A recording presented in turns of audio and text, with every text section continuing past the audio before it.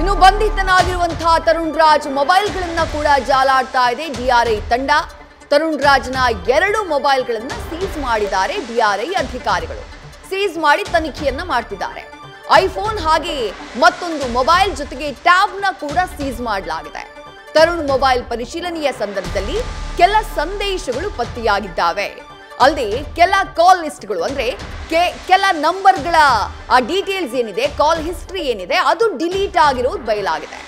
ರನ್ಯಾ ರಾವ್ ಬಂಧನದ ಬಳಿಕ ಅದನ್ನ ಡಿಲೀಟ್ ಮಾಡಿರುವಂತಹ ಅನುಮಾನ ವ್ಯಕ್ತವಾಗ್ತಾ ಇದೆ. 2 ಮೊಬೈಲ್ ಹಾಗೆ ಟ್ಯಾಬ್ನ ಈಗಾಗಲೇ ಎಫ್ಎಸ್ಎಲ್ಗೆ ರವಾನೆ ಮಾಡುವುದಕ್ಕೆ ಡಿಆರ್ಐ ಅಧಿಕಾರಿಗಳು ಸಿದ್ಧತೆಯನ್ನ ನಡೆಸಿದ್ದಾರೆ.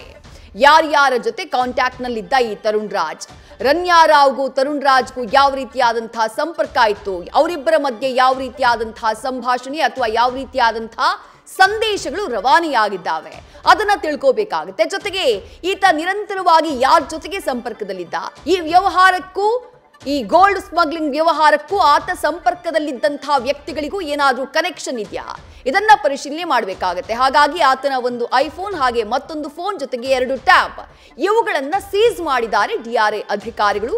ಅದನ್ನ ಎಫ್ಎಸ್ಎಲ್ಗೆ ಕಳುಹಿಸುವುದಕ್ಕೆ ಸಿದ್ಧತೆಯನ್ನ ಮಾಡಿಕೊಂಡಿದ್ದಾರೆ. ವಿಚಾರಣೆಯ ಸಂದರ್ಭದಲ್ಲಿ ಬೆಳಕಿಗೆ ಬಂದಿರುವಂತಹ ವಿಚಾರ ಏನು ಅಂದ್ರೆ, ತರುಣ್ ರಾಜ್ನ ಮೊಬೈಲ್ ಕಾಲ್ ಲಿಸ್ಟ್ ನಿಂದ ಕೆಲವೊಂದು ನಂಬರ್ಗಳ ಕಾಲ್ ಹಿಸ್ಟ್ರಿಯನ್ನ ಡಿಲೀಟ್ ಮಾಡಲಾಗಿದೆ ಅನ್ನುವಂಥ ಮಾಹಿತಿ.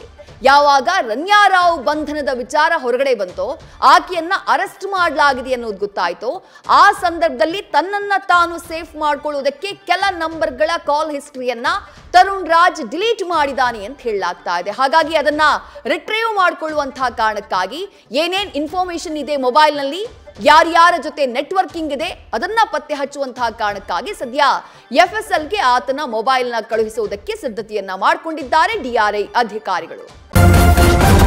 ನ್ಯೂಸ್ ಫಸ್ಟ್ ನಿರ್ಭೀತಿಯಿಂದ ನಿಮ್ಮ ಪರವಾಗಿ.